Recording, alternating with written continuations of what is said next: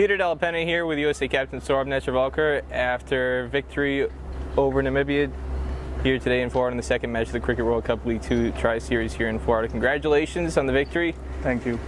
Fantastic bowling performance by you up top. Stephen Taylor at the end of the innings was the star man of the match with 4 wickets, but you really set the tone today with your opening spell. 17 dot balls to start off the match. It was fantastic.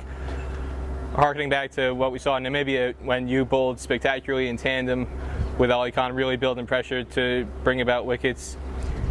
It's something that we haven't seen an awful lot since Namibia though. What allowed you to get into rhythm today to be so effective when it has been missing, I guess, through the tour of Bermuda leading into today? Well, I mean, I've been doing my routines. I've been trying to prepare the best. I had a good nest session yesterday as well. I think more so it's to do with the mindset. I think I was feeling much more positive. And yeah, I'm glad I executed well today in my first spell. And the spinners came to the party, kept rotating the spinners, and everybody bowled well. They bowled their good areas. There was a little bit of assistance. I felt it was a good toss to lose, and a little bit of the pitch was crumbling towards the end, so good that the spinners utilized it well, and we managed to get through with some good batting by Stephen and Monang.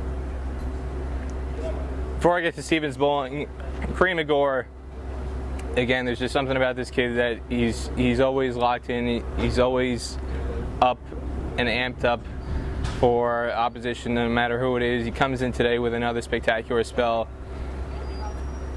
As the youngest player in this team, he seems to fit in so seamlessly, and he looks like a longtime veteran in spite of his age.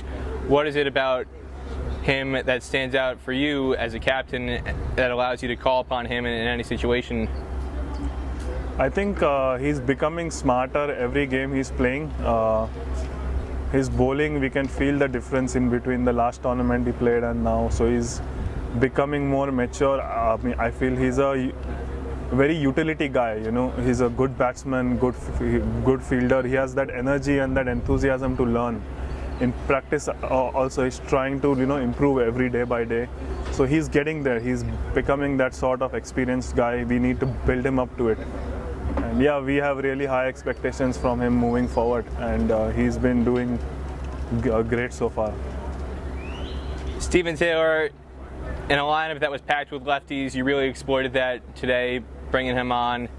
Takes 2 wickets in his first over, finishes with 4 in the match. I know he's theoretically classified as a part-time spinner, but he bowls exceptional spin for any situation he comes into, and he's just such a gifted athlete. But his spell today, coming in the situation he did, where after you came off, they had done a decent job recovering following the end of your spell. They got a bit of a pressure release from Jesse Singh with 12 runs in his last over, but to come in when he did and get that breakthrough when it looked like Namibia was building something promising there at the end of the power play, what did his performance do in terms of impacting today's victory?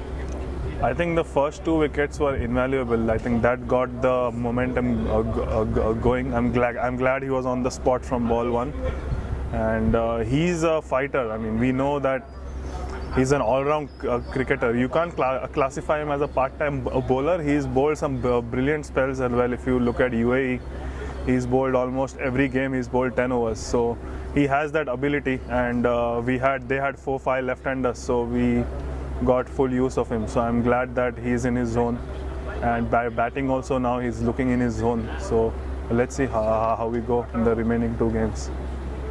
There are a lot of positives on the bowling side and a lot of positives about Stephen Taylor today, both batting and bowling, but there are a few points of concern. One, briefly mentioned before, Jesse Singh, the 2 no balls again. They were a big issue in Bermuda.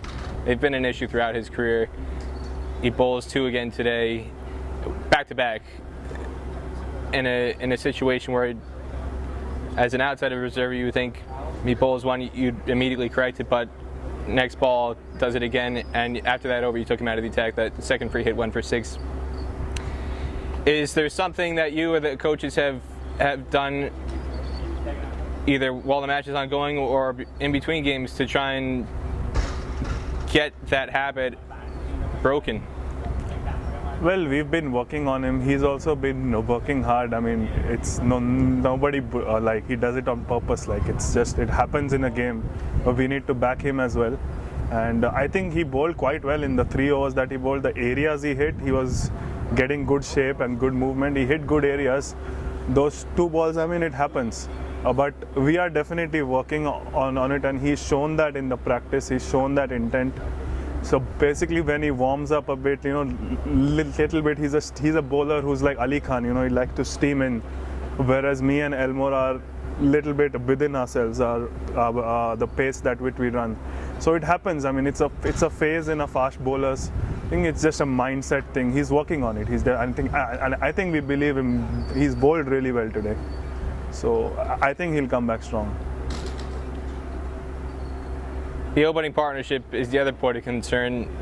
Jaskaran Malhotra is somebody who is a big boundary hitter, but as was shown today, he's somebody who also struggles to rotate the strike at times, and that pressure built up leading to his wicket. And then Xavier Marshall had a very sedate innings as somebody who has as much experience as he has coming in the power play. Didn't really show any willingness to hit over the top. Looked more of the same of what we saw in Bermuda, where he just looks like he's lacking confidence at the moment. There's nothing technically wrong with him, but just that ability to want to go hit over the top just doesn't seem to be there right now. How concerned are you about where they are, not so much from a technical standpoint, but it seems more mentally their confidence at the moment is what's holding them back? How concerned are you about that? I think they both are champion players. We know what X did in Namibia and in UAE. He's been a consistent scorer. He's been one of our best batsmen in the past few months. I mean, it's a phase that every cricketer goes through, and it's more so in the mind, like you rightly said.